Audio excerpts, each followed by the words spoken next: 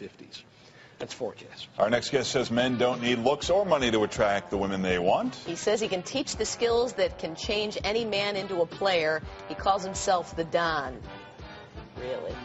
You don't need money or looks. It doesn't hurt. It certainly doesn't hurt. But you can make up for it in other areas. You got to play to your strengths, whatever they are. Well, how did you come up with this name that you're the Don?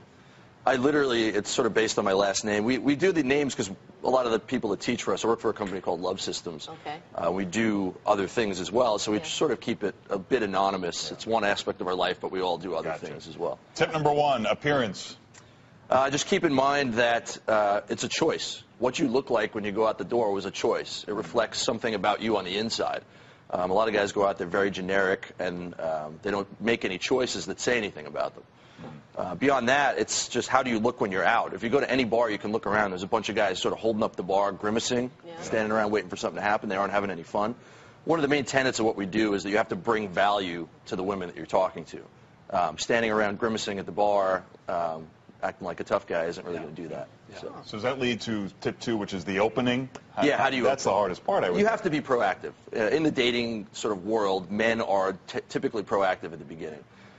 What's weird is guys come to us mostly because they want to know how to open, and it's probably the easiest thing to do. Okay.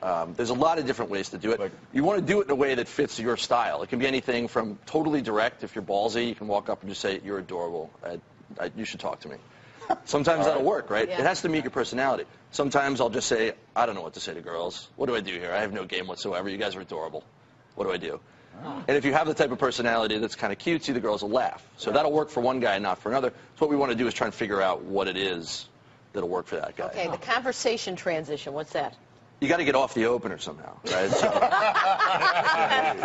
So, you have to move. This is where it gets a little bit harder because the girls go, "Now what? What are you going to do for me now?" So one of the things we do is we typically will try to observe something, but it's actually a little bit more calculated. We know what it is, or a sort of set of things. So you observe something, comment on it, it leads you to start talking about something, and then you're into a Like conversation. an example would be what? You seem like a school teacher or something. Oh. And it can be sort of a little bit ambiguous in terms of whether it's a compliment or an insult or whatever. So like you seem like a stripper. Would that be a compliment or not a compliment? used, you're either a stripper or an accountant, and I can't tell which one it is. But, okay. You might want to try. Listen, you're single. I'm actually not.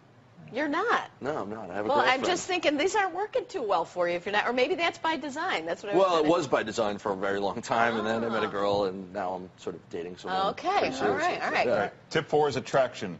Attraction. So this is where the bulk of the work comes in. They have to be interested in you. Again, we teach a 3-day seminar where we go through how to do this, but sort of the basics of it is there's sort of state-based things you can do and intrigue-based things you can do. State-based are things that appeal to their emotions. Humor is state-based. Anything that spikes their emotions, makes them feel something, because you have to bring value to them somehow. You have to create positive emotional states in them. So you use that to reach the positive emotional states. Intrigue-based game is anything that sort of appeals to their intellect, makes them think. Some guys are really clowny, some guys are really serious, right? They come off like a shrink or something. But if you can mix those things up together, if you can be fun and kind of a clown, but be serious and make them think and have a conversation that's interesting, then there's kind of a total package thing going on. There's actually value brought to the interaction. Too bad you didn't run into these guys about 10 years ago. We worked together. We were great. We're happy together, though, so, you know, it worked out. Top stories coming up next. Stay with us. Is Larry a good wingman? Oh, my Lord.